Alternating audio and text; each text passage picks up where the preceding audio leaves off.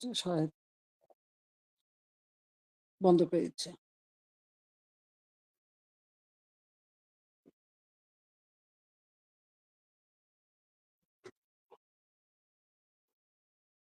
কি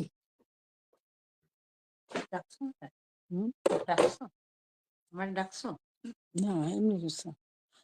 হ্যাঁ, হ্যালো, কথা শোনা যাচ্ছে?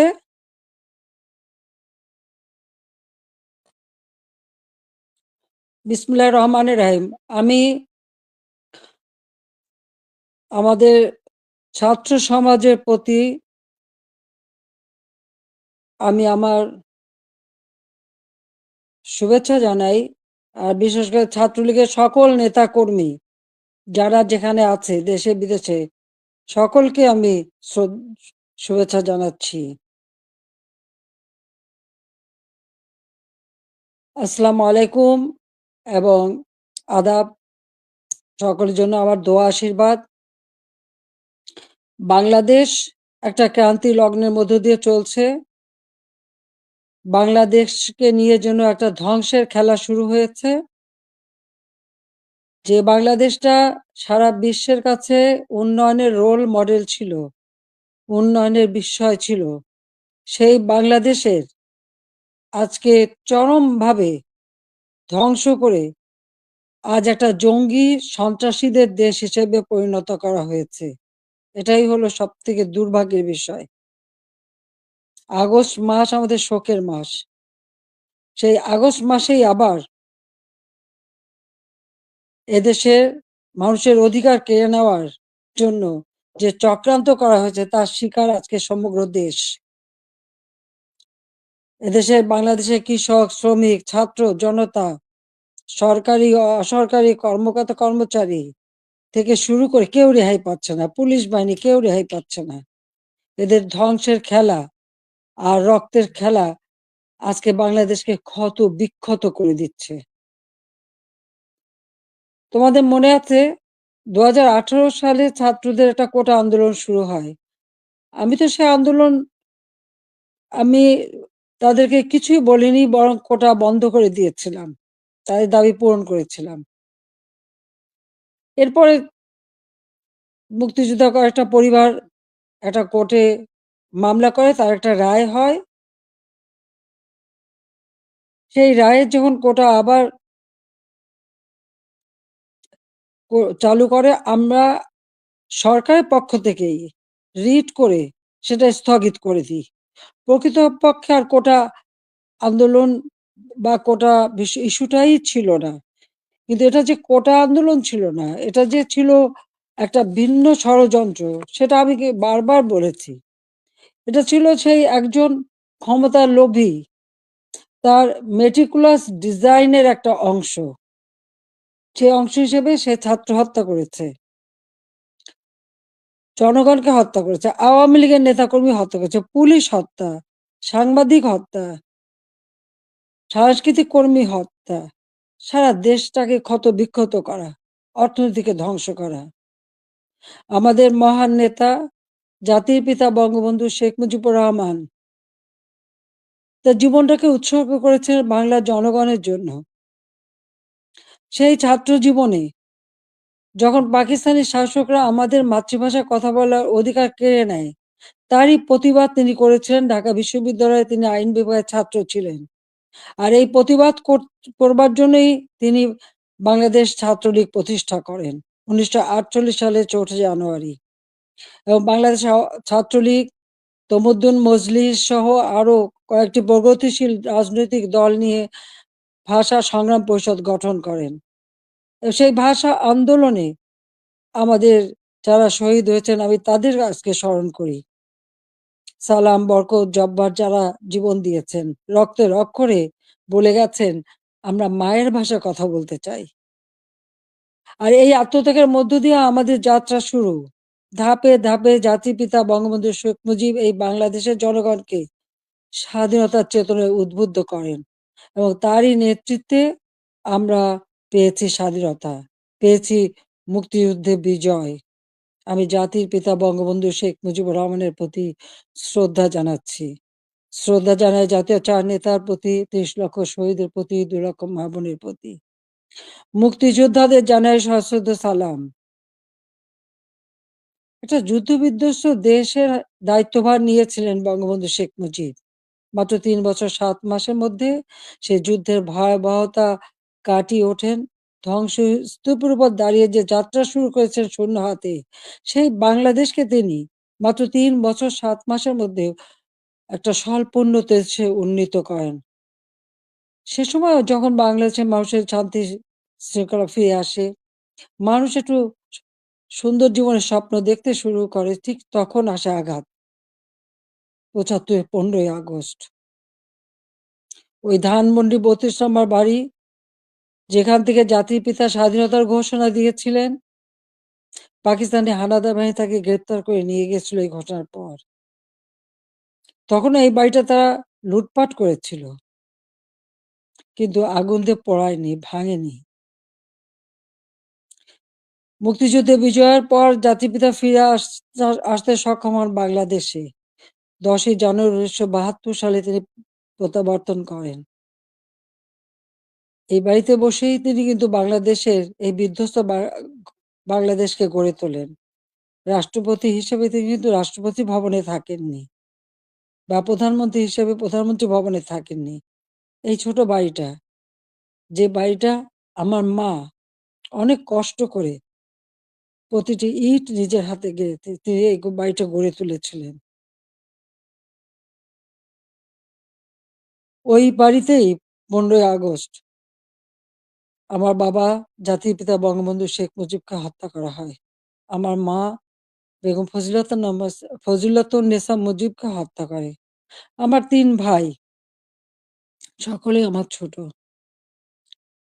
মুক্তিযোদ্ধা ক্যাপ্টেন শেখ কামাল, মুক্তিযোদ্ধা লেফটেন্যান্ট শেখ জামাল এবং ছোট রাসেল, যার বয়স ছিল মাত্র ১০ বছর। তাদেরকে কিন্তু কেউ নির্মমভাবে হত্যা করে। কামাল জামালের নবপরিণীতা বধূ সুলতানা এবং রোজি জামালকে হত্যা করে। আমার একমাত্র চাচা শেখ আবু নাসের, তিনিও মুক্তিযোদ্ধা, পঙ্গু ছিলেন। ঘাতকের নির্মম বুলেটের আঘাতে তিনিও জীবন হারান।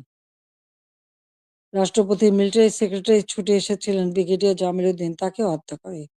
পুলিশ অফিসার সিদ্দিকুর রহমানকে হত্যা করে। একই সাথে যুবনেতা শেখ ফজলুল হক মনিকে হত্যা করে। তার অন্তঃসত্ত্বা স্ত্রী আরজুমনি, তাকেও হত্যা করে। আব্দুর রব সানিবাদ, যিনি স্বাধীনতার সংগঠক ছিলেন, তাকে হত্যা করে। তার ১০ বছরের ছেলে আরিফ, ১৩ বছরের মেয়ে বেবি, ৪ বছরের নাতি সুকান্ত সহ ওই পরিবারের সদস্যদের নির্মমভাবে হত্যা করে। ১৫ই আগস্টে যারা শাহাদাত বরণ করেছে, আমি তাদের আত্মার মাগফিরাত কামনা করি।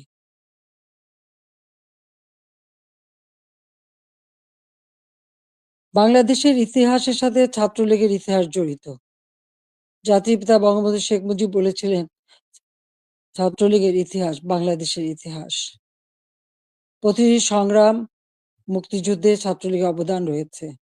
৭৫-এর পর গণতান্ত্রিক অধিকার প্রতিষ্ঠার জন্য যে সংগ্রাম করি, সেখানেও শহীদের তালিকায় ছাত্রলীগের সংখ্যাটাই বেশি।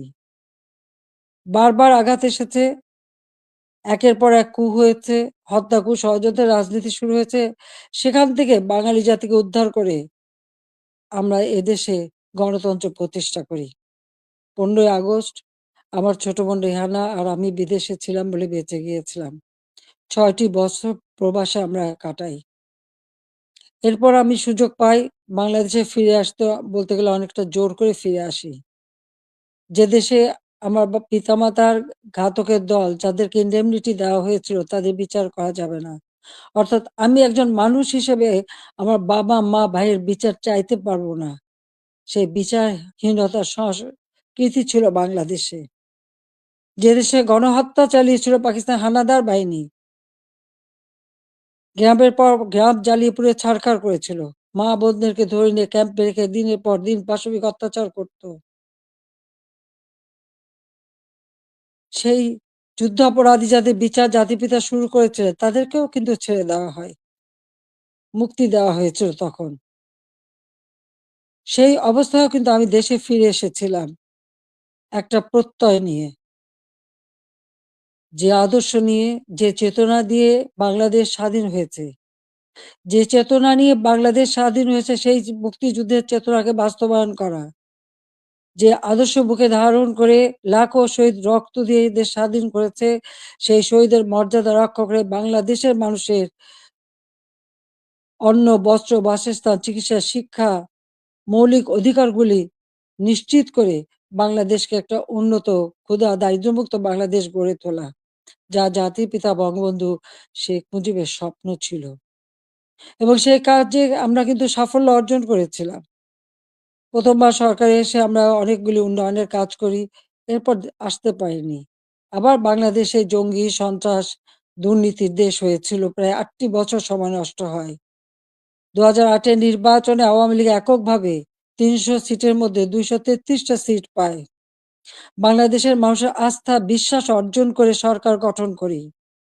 ২০০৯ সাল থেকে ২০২৪ সাল, এই বাংলাদেশ উন্নয়নশীল দেশের মর্যাদা পায় যখন আমরা জাতির পিতার জন্ম শতবার্ষিকী ২০২০ সালে এবং স্বাধীনতার সুবর্ণ জয়ন্তী ২০২১ সালে উদযাপন করি। তখনই কিন্তু বাংলাদেশ উন্নয়নশীল দেশের মর্যাদা পায় এবং জাতিসংঘ স্বীকৃতি দেয়। জাতির পিতা বঙ্গবন্ধু শেখ মুজিবের সেই ঐতিহাসিক ৭ই মার্চের ভাষণ, সে ভাষণও ইউনেস্কো বিশ্ব প্রামাণ্য দলিলে স্থান করে দেয়। কারণ যে ভাষণ পৃথিবীর বিভিন্ন দেশে সামরিক, অসামরিক নেতারা ভাষণের মধ্য দিয়ে মানুষকে উজ্জীবিত করেছে, সেই ভাষণগুলির মধ্যে প্রায় ২৫০০ বছরের সকল ভাষণের মধ্যে জাতিপিতা বঙ্গবন্ধু শেখ মুজিবের ভাষণটি সর্বশ্রেষ্ঠ ভাষণ হিসেবে গণ্য হয়। আন্তর্জাতিক প্রামাণ্য দলিলে তার স্থান পেয়েছে। বাংলাদেশে এখন জাতির পিতা বঙ্গবন্ধু শেখ মুজিবের ভাষণ নিষিদ্ধ করেছে, কিন্তু আন্তর্জাতিকভাবে তো তার স্বীকৃতি পেয়েছে। ২১শে ফেব্রুয়ারি সারা বিশ্বে আন্তর্জাতিক মাতৃভাষা দিবস হিসেবে স্বীকৃতি পেয়েছে, যেটা আওয়ামী লীগ সরকার এসেই আমরা সেই উদ্যোগ নিয়েছিলাম এবং ইউনেস্কো কর্তৃক সেটা স্বীকৃতি পেয়েছিল। বাংলাদেশের উন্নয়ন, এটা তো শুধু একথা তো কেউ বলতে পারবে না যে উন্নয়নটা শুধুমাত্র আমরা একটি দলের জন্য করেছি। এই উন্নয়নটা সারা দেশের মানুষের জন্য। আমরা দেশের ছেলে-মেয়েদের, আমাদের ভবিষ্যৎ প্রজন্ম, তরুণ সমাজ যারা এদেশের একদিন কর্ণধার হবে, তাদের জন্য মানসম্মত শিক্ষার পরিবেশ আমরা তৈরি করেছিলাম। যেখানে ছিল অনবৎ সেশন জট। সেখান থেকে মুক্ত করে আমরা শিক্ষার পরিবেশ তৈরি করি। সাথে, সাথে ব্যাপকভাবে যাতে তরুণ সমাজের কর্মসংস্থান সৃষ্টি হয় তার জন্য আমি সমস্ত কিছু বেসরকারি খাতে উন্মুক্ত করে দিই। আমাদের দেশে মাত্র একটা টেলিভিশন ছিল, একটা রেডিও ছিল। কোনো মোবাইল ফোন ছিল না, ডিজিটাল ফোন ছিল না। ডিজিটাল বাংলাদেশ গড়ে তোলা এবং টেলিভিশন, রেডিওকে বেসরকারি খাতে উন্মুক্ত করে দেওয়া। ব্যাংক, বিমান থেকে শুরু করে প্রতিটি প্রতিষ্ঠান বেসরকারি খাতে উন্মুক্ত করে দিয়েছিলাম একটা লক্ষ্য নিয়েই, যে আমাদের তরুণ সমাজের কর্মসংস্থানের ব্যবস্থা হবে, সেই লক্ষ্য নিয়েই। আমাদের দেশের উন্নয়নের যত পরিকল্পনা আমরা নিয়েছি, সে পরিকল্পনাগুলি ছিল একেবারে গ্রাম পর্যায় পর্যন্ত। আমার গ্রাম, আমার শহর। সেভাবে যেন প্রত্যেকটা গ্রাম গড়ে ওঠে এবং প্রত্যেকটা গ্রামের মানুষ যেন নাগরিক সুবিধা পায়, সেই ব্যবস্থাও আমরা করেছিলাম। ডিজিটাল বাংলাদেশ গড়ে তুলব, প্রতিটি ইউনিয়ন পর্যায় পর্যন্ত আমরা ডিজিটাল সেন্টার খুলে দিই। সেখানে কর্মসংস্থানের ব্যবস্থা হয়। আমাদের দেশে একসময় মানুষ কোনো ইন্টারনেট ব্যবহার করত না। আজকে ১৩ কোটি মানুষ কিন্তু ইন্টারনেট ব্যবহার করে। মোবাইল ফোন ছিল না। সেই মোবাইল ফোনও উন্মুক্ত করে দিই এবং এখন ১৮ কোটি সিম ব্যবহার হয় এবং এর জন্য আমরা ট্রেনিং এর ব্যবস্থা করি। কম্পিউটার ট্রেনিং ইনকিউবেশন সেন্টার করে দিয়েছি। স্কুলে কম্পিউটার ল্যাব তৈরি করে দেওয়া হয়েছে। বিশ্ববিদ্যালয়ে বিনামূল্যে ইন্টারনেট সার্ভিস ব্যবস্থা করা হয়েছে। Wifi connection, broadband connection, Bangabandhu satellite ১ আমরা উৎক্ষেপণ করেছি। আধুনিক প্রযুক্তি জ্ঞান সম্পন্ন জাতি গড়ে উঠুক, সেটাই চেয়েছি। বিজ্ঞান প্রযুক্তি বিশ্ববিদ্যালয় ৯৬ সালে সরকার এসেই নির্মাণ করি। যাতে করে বিজ্ঞানের দিকে মানুষ ঝোঁকে, গবেষণায় প্রতি মনোযোগী হয়। কারণ বিজ্ঞানের বিকাশ ছাড়া কখনো কোনো দেশ উন্নতি লাভ করতে পারে না। সেজন্য এই ব্যবস্থা আমরা নিয়েছিলাম। এরপরে টেক্সটাইল বিশ্ববিদ্যালয়, ফ্যাশন ডিজাইন বিশ্ববিদ্যালয়, ডিজিটাল বিশ্ববিদ্যালয়, ইসলামিক আরবি বিশ্ববিদ্যালয়, আ এভিয়েশন এবং আম এয়ারোস্পেস বিশ্ববিদ্যালয় থেকে শুরু করে কৃষি বিশ্ববিদ্যালয়, বহুমুখী বিশ্ববিদ্যালয় আমরা করে দিয়েছি। মেডিকেল বিশ্ববিদ্যালয়, সবগুলি কিন্তু আওয়ামী লীগের করা, আওয়ামী লীগের হাতে গড়া। একটার পর একটা ইনস্টিটিউট করে দিয়েছি।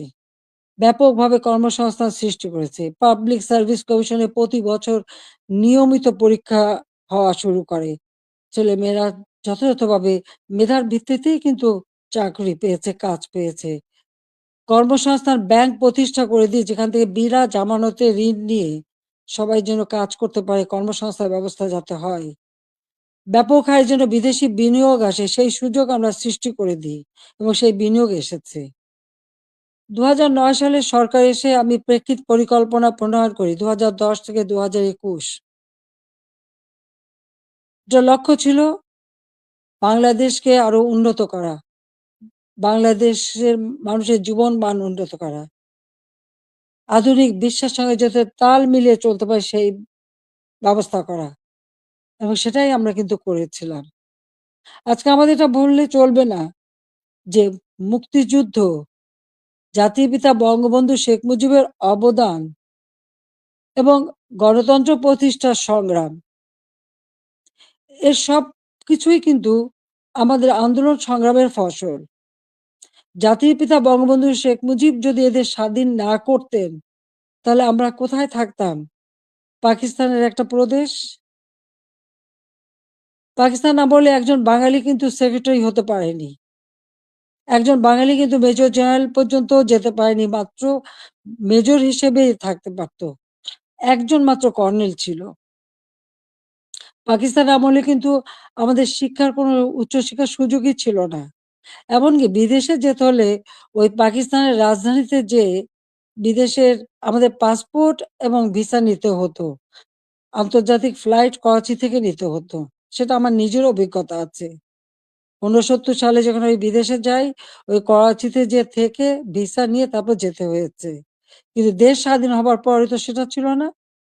আমদানি রপ্তানি ব্যবসা পূর্ববঙ্গে কেউ করতে পারত না। ওই পাকিস্তানে যেয়েই করতে হতো। কিন্তু আমরা স্বাধীনতা অর্জন করতে পেরেছি বলেই সকল সুযোগ আমরা পেয়েছি। আমাদের ছেলেমেয়েরা উচ্চ শিক্ষার সুযোগ পেয়েছে।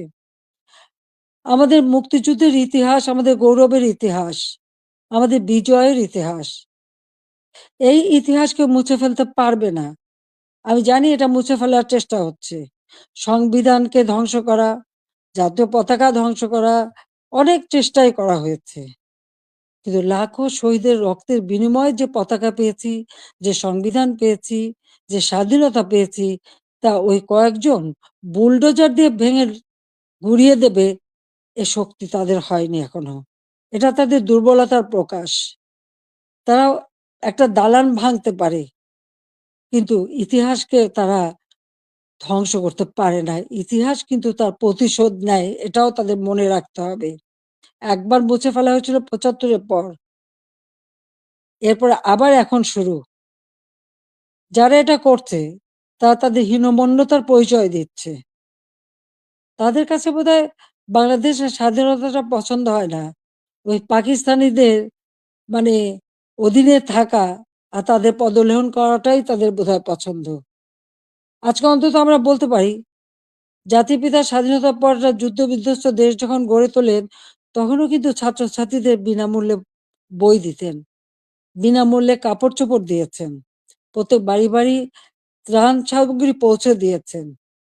বাংলাদেশের মানুষের কল্যাণে তিনি কাজ করে দিয়ে গেছেন এবং পথ দেখিয়ে দিয়ে গেছেন। আর তারই পদাঙ্ক অনুসরণ করে আমরা বাংলাদেশ পরিচালনা করে বাংলাদেশকে কিন্তু উন্নত করেছি। আজকে আমরা বিনামূল্যে পাঠ্য পুস্তক দিতাম ১লা জানুয়ারি। আবার প্রশ্ন, এবছরে কেন এখনো বই দিতে পারল না? ফেব্রুয়ারি মাস শুরু হয়ে গেছে, এখনো বই দিতে পারেনি।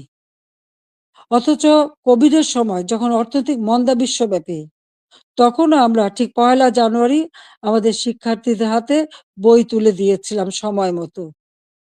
তাদের পড়াশোনা, স্কুলে যাওয়া বন্ধ ছিল, অনলাইনে পড়াশোনা করা বা টেলিভিশনের মাধ্যমে একটা ক্লাসগুলি সেটা তুলে ধরা তাদের কাছে। ঘরে বসে আমার ঘর আমার স্কুল, এই কর্মসূচি বাস্তবায়নের মাধ্যমে পড়াশোনা যাতে অব্যাহত থাকে সেই ব্যবস্থাই আমরা করে দিয়েছিলাম। প্রত্যেকটা শিক্ষা প্রতিষ্ঠান একেবারে প্রাইমারি লেভেল থেকে নিয়ে শুরু করে সবগুলি কিন্তু উন্নতি আমরা করেছি। মাদ্রাসার শিক্ষার উন্নতি করেছি, স্বীকৃতি দিয়েছি, কওমি মাদ্রাসাকেও আমরা স্বীকৃতি দিয়েছি এবং অনেক মাদ্রাসা আমরা সরকারিকরণ বা সেগুলি আমরা যাতে আমাদের সব রকম সহযোগিতা পায় সেই ব্যবস্থাও আমরা করে দিয়েছি। আমাদের শিক্ষা যাতে কোনো মতে ক্ষতি না হয়, প্রত্যেকটা ছেলেমেয়ে যাতে স্কুলে যেতে পারে, প্রাইমারি শিক্ষা আমরাই প্রতিষ্ঠিত করি এবং সেই সাথে সাথে মায়ের নামে আমরা একটা বিশেষ অনুদান পাঠাতাম বাচ্চাদের স্কুলে পাঠানোর জন্য। উপবৃত্তি দেওয়া, বৃত্তি দেওয়া এবং উচ্চশিক্ষার সুযোগ করে দেওয়া, সেই পদক্ষেপ আমরা নিয়েছিলাম যাতে আমাদের গরিব মেধাবী ছেলে মেয়েরা যথাযথভাবে পড়াশোনা করতে পারে, সেই সুযোগটা আমি করে দিয়েছিলাম। ৪ কোটির উপর শিক্ষার্থী এই সুযোগ পেত। এমনকি বঙ্গবন্ধু মেমোরিয়াল ট্রাস্ট আমরা যখন দেশে ফিরে আসি ওই বাড়িটি। আমরা তো ব্যক্তিগত কাজে ব্যবহার করিনি ৩২ নম্বরের বঙ্গবন্ধু ভবন। আমরা ২ বোন জনগণকে দান করে দিয়েছিলাম। বঙ্গবন্ধু মেমোরিয়াল ট্রাস্ট করে। আ এবং সেখানে একটি মিউজিয়াম করেছিলাম সেই স্মৃতি রক্ষার জন্য। আর সেই ট্রাস্টের মাধ্যমে ছাত্রছাত্রীদের আমরা বৃত্তি দিতাম। কম করে হলেও ৳৫০০, উপরে ৳২,০০০। মেডিকেল ইঞ্জিনিয়ারিং পর্যন্ত যারা পড়তো সকলের জন্য এই বৃত্তি উন্মুক্ত ছিল। ১৮০০ শিক্ষার্থীকে আমরা বৃত্তি দিতাম। তাছাড়া অনেক দুস্থ এবং গ্রেনেড হামলা আহত, নিহত পরিবার তাদেরকে মাসোহারা দিতাম। কোভিডের সময় এই বঙ্গবন্ধু মেমোরিয়াল ট্রাস্ট থেকেই ৳৫,০০,০০,০০০ দিয়ে আমি ফান্ড করে দিয়েছিলাম প্রাইম মিনিস্টার অফিসে। যেখান থেকে কোভিডে যারা আক্রান্ত তাদের সহযোগিতা করা। আমরা ভূমিহীন গৃহহীনদের ঘরবাড়ি করে দিই। বঙ্গবন্ধু মেমোরিয়াল ট্রাস্ট থেকে ৳৫,০০,০০,০০০ দিয়ে আমি বিশেষ তহবিল গঠন করে দিই। যেখানে জমি পাওয়া যেত না, সেই জমি ক্রয় করে ভূমিহীন গৃহহীন মানুষকে ঘরবাড়ি করে দেওয়া। যাদের ঠিকানা ছিল না, তাদের আমি ঠিকানা দিয়েছিলাম।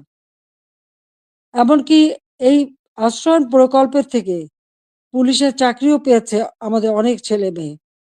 কারণ তাদের ঠিকানা হয়েছিল। আগে তাদের ঠিকানা ছিল না। ৫৮ টা জেলা ভূমিহীন, গৃহহীন মুক্ত করেছিলাম। আমাদের লক্ষ্য ছিল যে আমরা সমগ্র জেলায় কোনো মানুষ ভূমিহীন, গৃহহীন থাকবে না। সকলের একটা মর্যাদা থাকবে। ঢাকা শহরে বস্তিবাসীর জন্য আমি ফ্ল্যাট বাড়ি নির্মাণ করে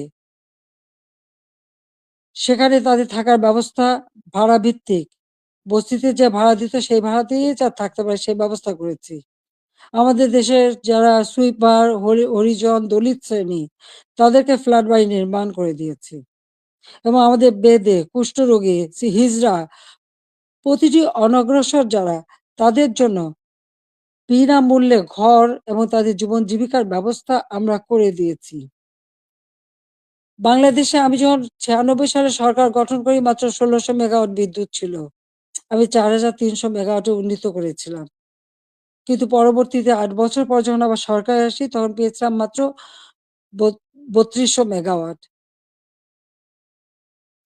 আমরা উদ্যোগ নিই। ঘরে, ঘরে বিদ্যুৎ দেব। প্রতিটি ঘর আলোকিত করব। আমাদের কথা রেখেছি। প্রত্যেক ঘরে, ঘরে আমরা বিদ্যুৎ পৌঁছে দিয়েছিলাম। প্রতিটি ঘর আলোকিত করেছিলাম। আমাদের লক্ষ্য ছিল যে একটি মানুষও কুঁড়ে ঘরে বাস করবে না। নিদেন পক্ষে একটা টিনের ঘরেও হলেও তাদের দেব।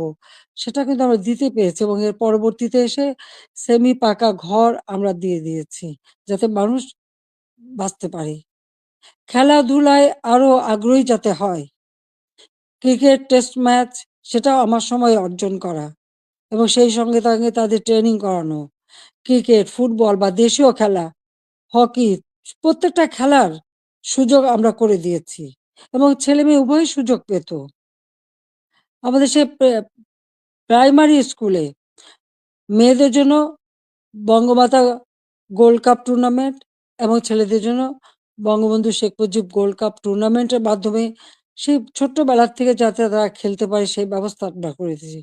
আজকে কি দুর্ভাগ্য আমাদের।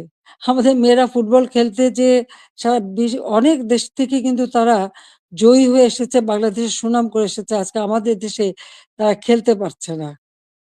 কেন? মেয়েদের খেলার অধিকার নাই কেন? সেটা আমার প্রশ্ন। তাদেরকে কেন বাধা দেওয়া হলো? যারা এই বাধা দেন তারা কি ভুলে যান? আমাদের নবী করিম সাল্লাল্লাহু আলাইহি সাল্লাম যখন ইসলাম ধর্ম প্রচার করেন, তখন কে ১ম ইসলাম ধর্ম গ্রহণ করেছিল? ইসলাম ধর্ম গ্রহণ করেছিল একজন নারী। তিনি বিবি খাদিজা। তিনি ১ম ইসলাম ধর্ম গ্রহণ করেন। সে কথাটা তাদের ভুললে চলবে না। মায়ের পেটেই সন্তান জন্ম নেয়। আর সেই মায়ের জাতিকে অবমাননা করা কেন? সেটা আমার প্রশ্ন। খেলাধুলা, সংস্কৃতি চর্চা, স সাহিত্য চর্চা, এই সংস্কৃতি তো আমাদের অধিকার, সকলের অধিকার। এখানে নারী পুরুষের কোনো ভেদাভেদ থাকতে পারে না। আর ইসলাম ধর্ম কখনো তা বলে না। কিন্তু আজকে আমরা দেখছি শুধু মেয়েদের খেলতে যে দেওয়া হয় না তা না। শিক্ষকদের লাঞ্ছিত করা হয়। এটা কেমন ধরনের কথা? শিক্ষক আমাদের গুরুজন। তাদের প্রতি আমাদের সম্মান দেখাতে হবে। আর সেই সম্মান যে আমরা দেখাই সেটা তো আপনারা জানেন।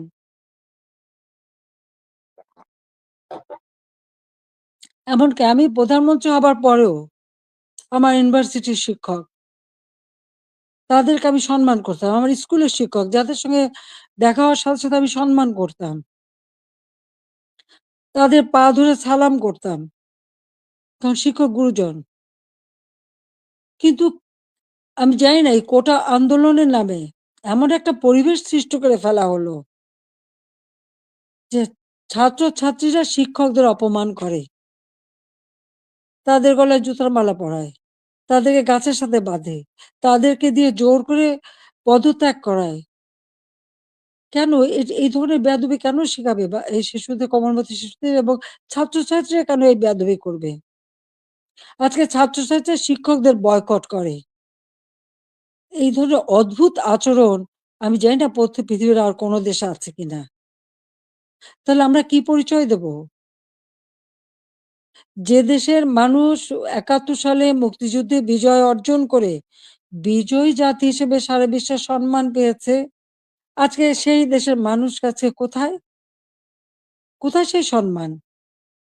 যে দেশটাকে আমি জাতির পিতা বঙ্গবন্ধু শেখ মুজিবের আদর্শ বুকে নিয়ে যে বাংলাদেশকে আমি উন্নয়নশীল দেশের মর্যাদা এনে দিয়েছিলাম। আমাদের অর্থনীতি আন্তর্জাতিকভাবে ৩৫তম অর্থনীতির দেশ হিসেবে স্বীকৃতি পেয়েছে। দারিদ্র্যের হার ৪১ ভাগ থেকে আমি ১৮.৭ ভাগে নামিয়ে এনেছিলাম। হতদরিদ্র ২৫ ভাগ থেকে আমি ৫.৬ ভাগে নামিয়ে এনেছিলাম। আমাদের সাক্ষরতার হার ৪৫ ভাগ থেকে ৭৮.৮ ভাগে উন্নীত করেছিলাম। এবং আমাদের দেশের ছেলেমেয়েরা দেশে বিদেশের জন্য যে পড়াশোনা করতে পারে। প্রধানমন্ত্রীর দপ্তরে আমি আলাদা শিক্ষা সহায়তা ট্রাস্ট ফান্ড করে দরিদ্র মেধাবী ছাত্রদেরকে আমি বৃত্তি দিতাম যাতে তারা আরো উচ্চ শিক্ষা নিতে পারে, পিএইচডি করতে পারে বা অন্য যেকোনো উন্নত মানের শিক্ষা দেশে বিদেশে করতে পারে, সেইভাবে তাদের বৃত্তি দেওয়া শুরু করেছিলাম। কেন করেছিলাম? আমাদের তরুণ প্রজন্মের ভবিষ্যতের জন্য। কারণ যারা এদেশ একদিন দায়িত্ব নেবে তারা যেন সুষ্ঠুভাবে দেশকে এগিয়ে নিয়ে যেতে পারে সেই লক্ষ্য নিয়েই তো। আজকে আমি দেখি শিক্ষার অধিকার থেকে বঞ্চিত করা হচ্ছে। বিভিন্ন বিশ্ববিদ্যালয় থেকে ছাত্রদের বের করে দেওয়া হচ্ছে। তাদের সার্টিফিকেট বাতিল করা হচ্ছে। তাদের শিক্ষাবর্ষ কেড়ে নেওয়া হচ্ছে। কি অপরাধ তাদের? আমরা যখন বৃত্তি দিয়েছি, আমরা যখন মানুষকে সহযোগিতা করেছি, আমরা তো কোনো দল দেখিনি। দলমত নির্বিশেষে মেধাবী যারা তারাই চাকরি পেয়েছে, তারাই সুযোগ পেয়েছে। তাদের জন্য আমি করেছি। আমি প্রধানমন্ত্রী হিসেবে মানুষকে মানুষ হিসেবেই দেখেছি। হ্যাঁ, একটা দেশে মাল্টি পার্টি সিস্টেম থাকে, বহুদলীয় গণতন্ত্র। সেখানে সকলের মতের ভিন্নতা থাকতে পারে। কিন্তু তার মানে এই না যে সকলের অধিকার থেকে কেড়ে নিতে হবে। ছাত্রদের শিক্ষার অধিকার এটা ছাত্রদের অধিকার। দল মত নির্বিশেষে সকলের অধিকার। সেই অধিকার থেকে কাউকে বঞ্চিত করা এর থেকে অন্যায় আর কিছু হতে পারে না। কিন্তু দুর্ভাগ্যের বিষয় যে আমরা দেখি সেই বৈষম্যহীন আন্দোলনের মাধ্যমেই আজকে বৈষম্য সৃষ্টি করা হচ্ছে। ছাত্রদের শিক্ষার অধিকার থেকে বঞ্চিত করা হচ্ছে। শিক্ষকদের অপমান করা হচ্ছে।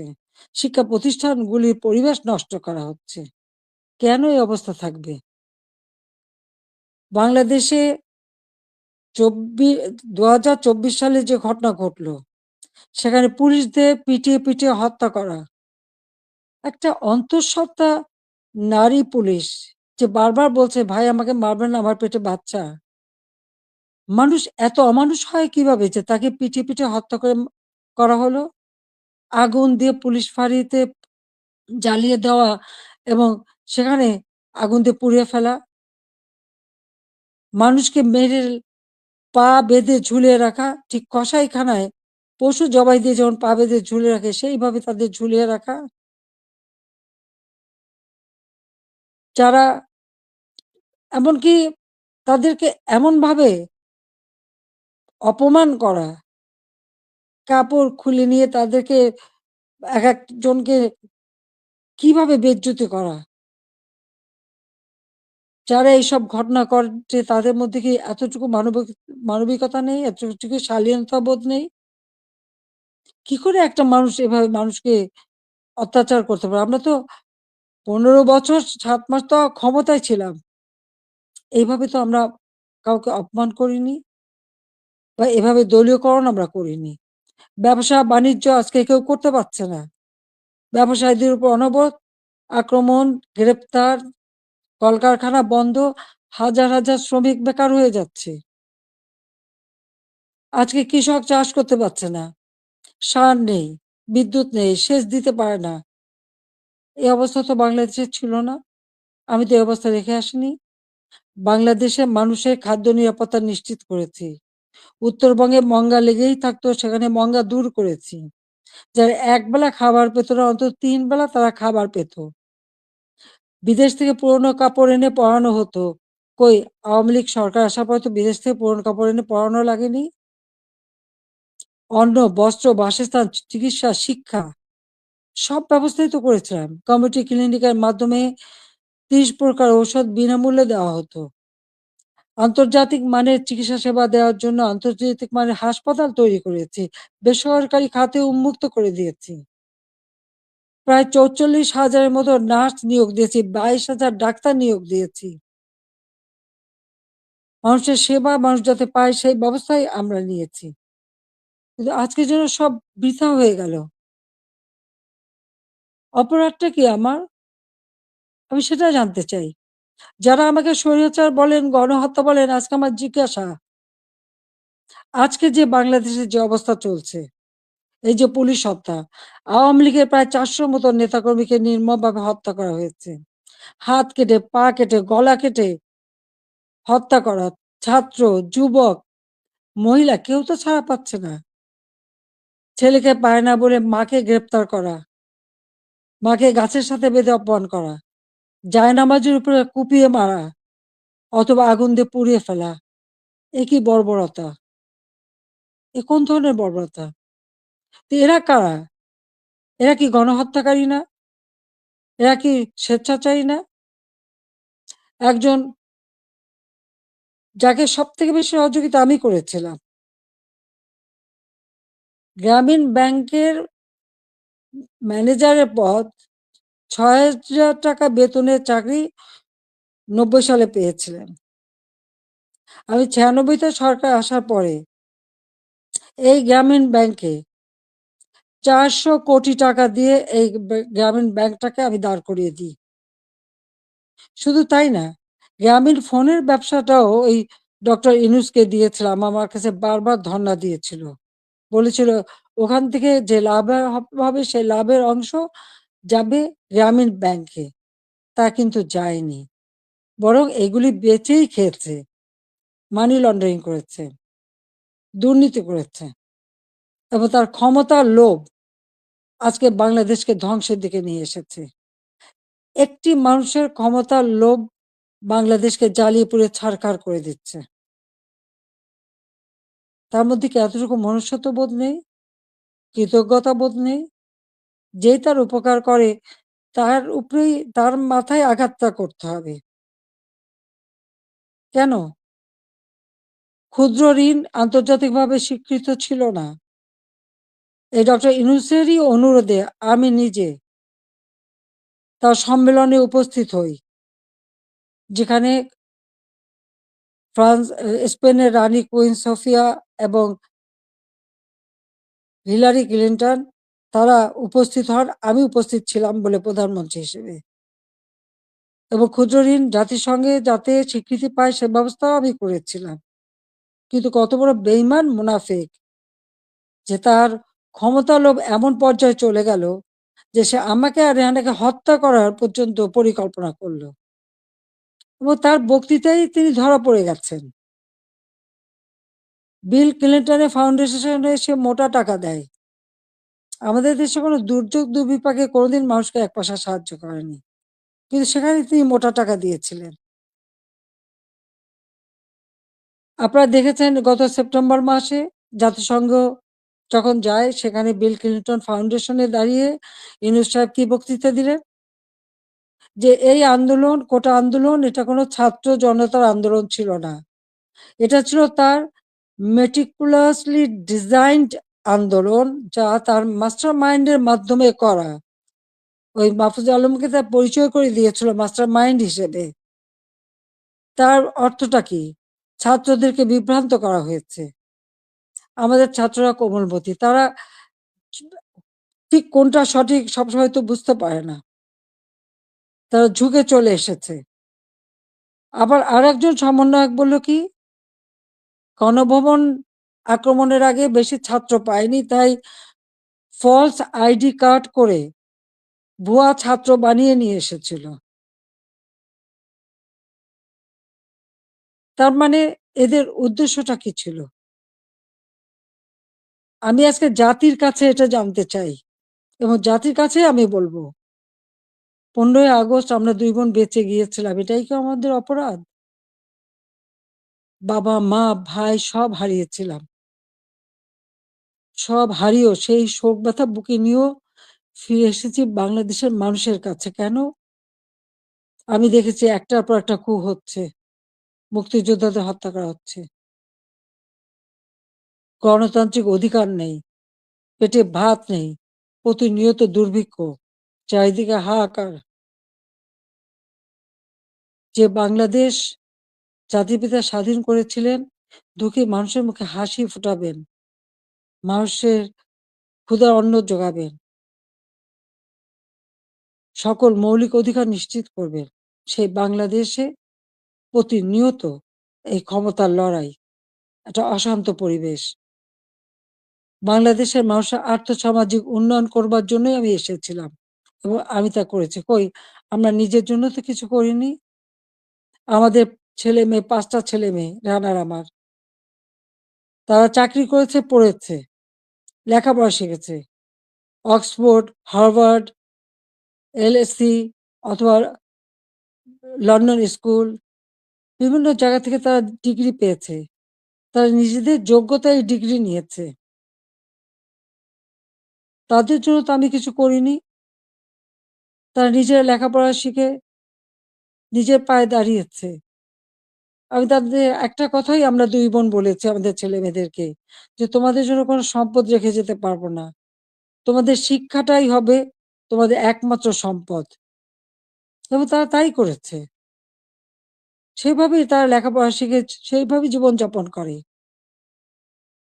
আমি তো আমার নিজের জন্য কিছু করতে যাইনি। একমাত্র 32 নম্বর বাড়িটা, সেটাও তো আমি জনগণকে দান করে দিয়েছি আমরা 2 বোন। হ্যাঁ, জাতির পিতা পরিবারের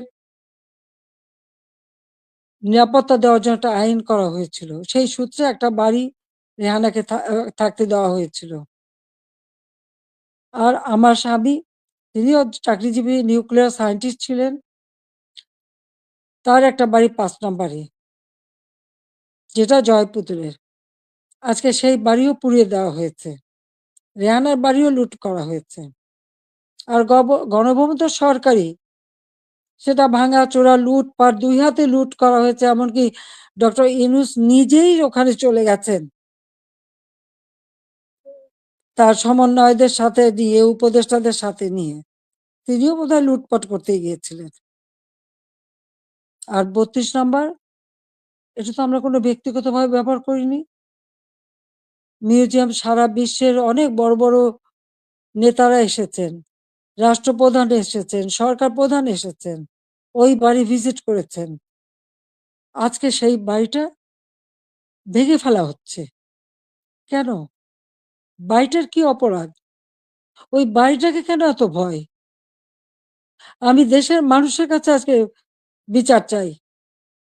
আমি দেশের জনগণের কাছে বিচার চাই। বলুন আপনারা, আমি কি আপনাদের জন্য কিছুই করিনি? আমি কি আপনাদের অন্ন, বস্ত্র, বাসস্থান, চিকিৎসার ব্যবস্থা করে দেইনি? আপনাদের ঘরে আলো জ্বালিনি? আপনাদের ছেলেমেয়ের লেখাপড়া শিক্ষার ব্যবস্থা করিনি? রাস্তাঘাট, পুল, ব্রিজ করে আপনাদের যোগাযোগের ব্যবস্থা, কর্মসংস্থানের ব্যবস্থা করে দেয়নি? তাহলে কেন এই অপমান? কেন এই বাড়িটা ভাঙা হবে? এই বাড়ি থেকে তো স্বাধীনতার ঘোষণা দিয়েছিলেন জাতির পিতা। আর স্বাধীন দেশ হয়েছিল বলেই তো আজকে বাংলাদেশ এত উন্নত হয়েছে। তাহলে এই বাড়ি কারা ভাঙে? আমি আপনাদের কাছে, দেশের জনগণের কাছে এই বিচার চাই। আমি ছাত্র সমাজের কাছেও এটা বলবো যে যারা বিভ্রান্ত করে তোমাদেরকে বিভ্রান্তির পথে নিয়ে গিয়েছিল, ওই সাধারণ ছাত্রছাত্রীদের প্রতি তো আমাদের কোনো রাগও নেই, কোনো অভিযোগও নেই। কারণ আমি জানি তোমাদের এই বয়সটাই এরকম। কিন্তু সকলে তো এর মধ্যে ঢুকেনি তো। যারা আজকে এই ধরনের ধ্বংস করছে, যারা মানুষ হত্যা করেছে, তারা তো খুনি হিসেবে চিহ্নিত হবে। এখানে সাধারণ ছাত্রছাত্রীদের কোনো দায়বদ্ধতা নেই। কাজে আমি মনে করি যে এর থেকে সাধারণ ছাত্রছাত্রীদের দূরে থাকা ভালো। এদের এই ধ্বংস যজ্ঞে যেন অংশ না নেয়। বরং লেখাপড়ার পরিবেশ ফিরে আসুক, আরো উন্নত জীবন তোমরা পাও, আমি সেই দোয়াই করি। কিন্তু যে ইতিহাস আমাদের রক্তের অক্ষরে লেখা, সেই ইতিহাস ভুললে পরে নিজেদের অস্তিত্ব থাকবে না। সেই ইতিহাস ভুললে পরে আমরা বিশ্বে মাথা তুলে দাঁড়াতে পারবো না, চলতে পারবো না। 15ই আগস্টের পরে আমরা পারতাম না। খুনের জাতি হিসেবে পরিচিত ছিল এই দেশ। ভিক্ষার জাতি হিসেবে পরিচিত ছিল। প্রাকৃতিক দুর্যোগের দেশ হিসেবে পরিচিত ছিল। আমি সেখান থেকে বাংলাদেশকে উন্নত করে উন্নয়নের রোল মডেল হিসেবে সারা বিশ্বে বাংলাদেশের সম্মান নিয়ে এসেছিলাম। সারা বিশ্ব বাংলাদেশের উন্নয়নকে বিস্ময় বলে পরিচয় করত, তারা বিস্ময় বলে স্বীকার করত। কিন্তু 2024 সালের এই আগস্ট মাস থেকে আজকে বাংলাদেশ আবার সেই ধ্বংসের দেশ।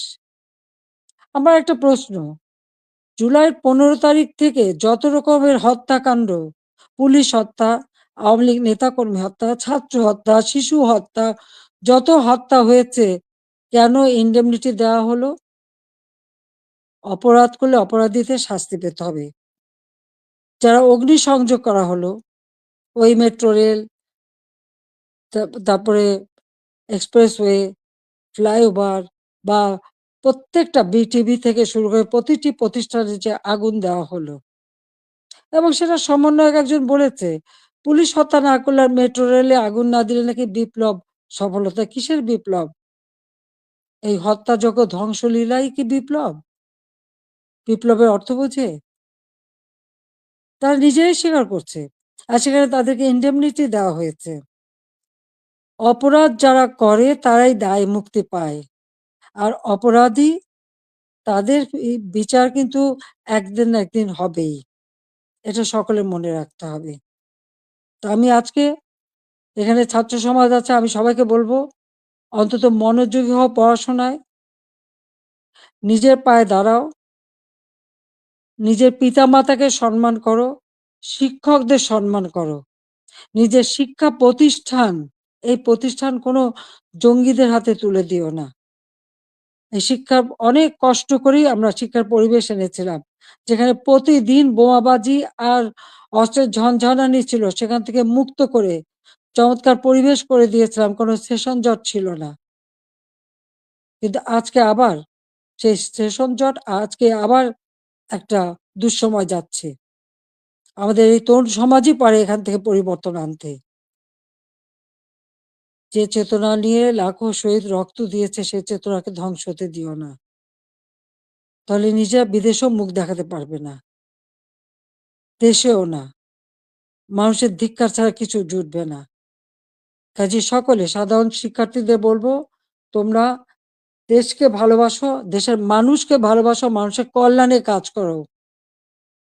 আর ওই যারা জঙ্গি, সন্ত্রাসী, যারা এই অগ্নিসংযোগ, মানুষ হত্যা আর এই ভাঙচুর করতে পারে, ইতিহাস মুছে ফেলতে চায়, তাদেরকে ধিক্কার জানাও।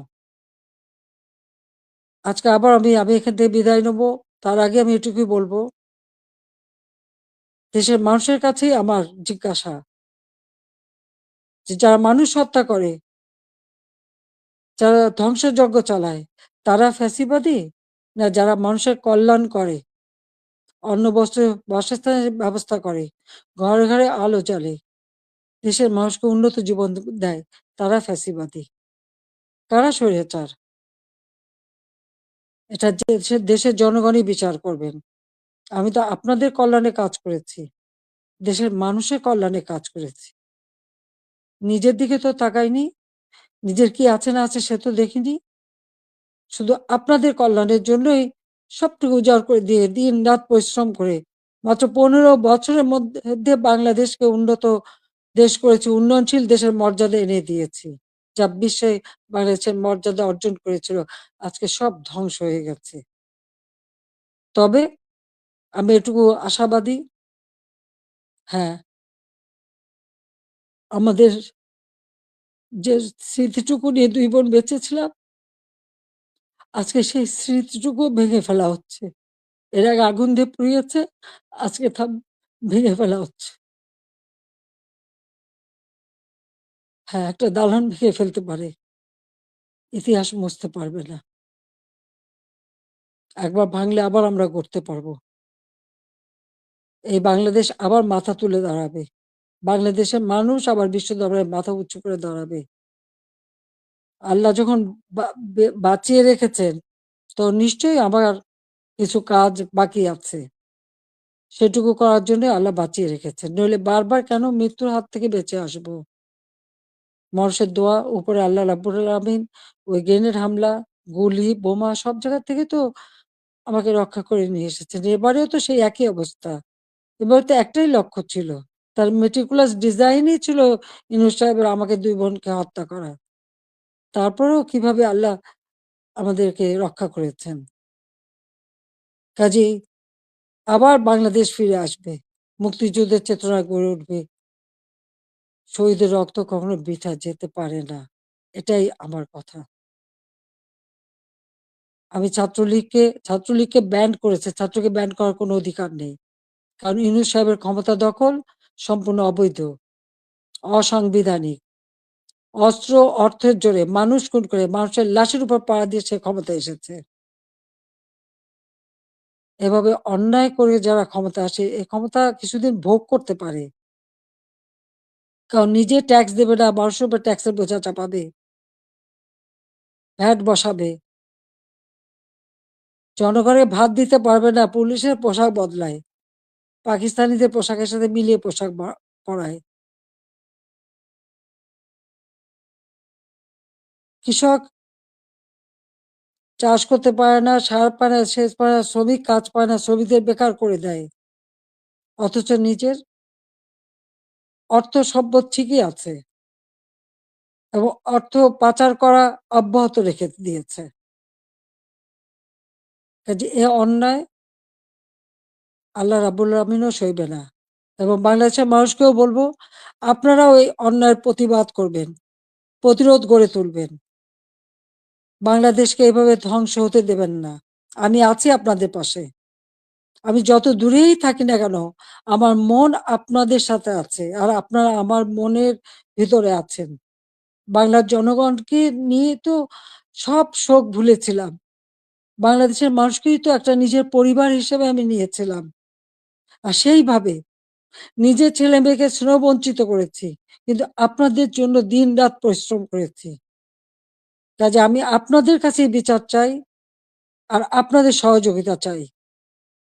যে এই ধ্বংসযজ্ঞ থেকে যেন বাংলাদেশ মুক্তি পায়, এই দমবন্ধ করা পরিবেশ থেকে যেন বাংলাদেশের মানুষ মুক্তি পায়, বাংলাদেশের মানুষ যেন জীবনের নিরাপত্তা পায়, শান্তিতে চলতে পারে, সেটাই আমাদের কামনা, সেটাই আমরা চাই। কাজে আজকে যারা এই ধরনের দুর্বৃত্ত পরায়ণ করছে, এই দুর্বৃত্ত পরায়ণদের হাত থেকে, এই দুর্বৃত্তদের হাত থেকে দেশকে রক্ষা করতে হবে। তার জন্য সকলকেই ঘুরে দাঁড়াতে হবে, প্রতিরোধ গড়ে তুলতে হবে। আসুন সকলে মিলে আবার আমরা আমাদের দেশকে মুক্তিযুদ্ধের চেতনায় গড়ে তুলি। ইনশাআল্লাহ ২০৪১ সালের মধ্যে বাংলাদেশ ক্ষুধামুক্ত, দারিদ্র্যমুক্ত, উন্নত, সমৃদ্ধ, স্মার্ট বাংলাদেশ হিসেবে গড়ে উঠবে এবং সেটা আমরা করতে পারবো ইনশাআল্লাহ। জয় বাংলা, জয় বঙ্গবন্ধু, বাংলাদেশ চিরজীবী হোক। ছাত্রলীগকে ধন্যবাদ আজকে এই সুযোগটা করে দেওয়ার জন্য। তোমরা ভালো থাকো, তোমাদের দোয়া করি, সেই সাথে সাথে সকল ছাত্র সমাজ, তাদের জন্য আমার দোয়া, আশীর্বাদ রইল। সবাইকে আবারও বলবো মনোযোগ দিয়ে লেখাপড়া শেখো, দেশকে ভালোবাসো, দেশের মানুষকে ভালোবাসো, দেশের কল্যাণে কাজ করো। আমার দোয়া আশীর্বাদ সবসময় তোমাদের জন্য থাকবে। খোদা হাফেজ। জয় বাংলা, জয় বঙ্গবন্ধু।